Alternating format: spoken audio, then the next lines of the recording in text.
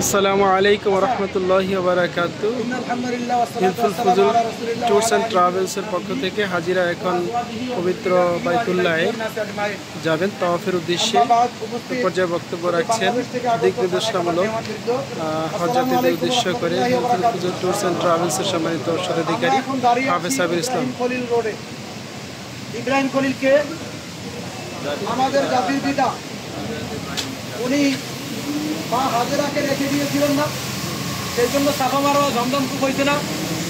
সেই ইব্রাহিম খলিল এই রোড দিয়ে এসেছিলেন, যে কারণে তার নাম অনুসারে এই রোডের নামকরণ করা হয়েছে।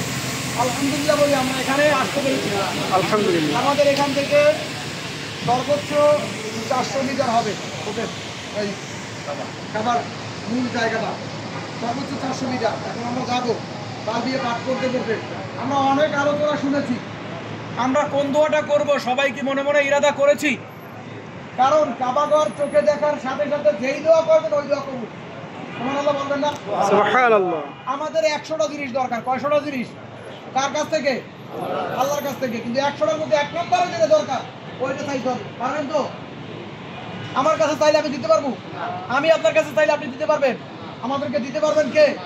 এই মুহূর্তে আমরা অবস্থান করছি হযরত ইব্রাহিম আলাইহিস সালাম যে রাস্তা দিয়ে এসেছিলেন সেই রাস্তায়, অর্থাৎ ইব্রাহিম খলিল রোডে আমরা জীবনে যত গুনাহ করেছি আমরা বাইতুল্লাহর দিকে আগাবো। না, জীবনে যত দোয়া করেছি সকলের কাছে দোয়া প্রার্থী, সকলের জন্য আমাদের পক্ষ থেকে দোয়া করছি। এটা করতে পারেন। আসসালামু আলাইকুম।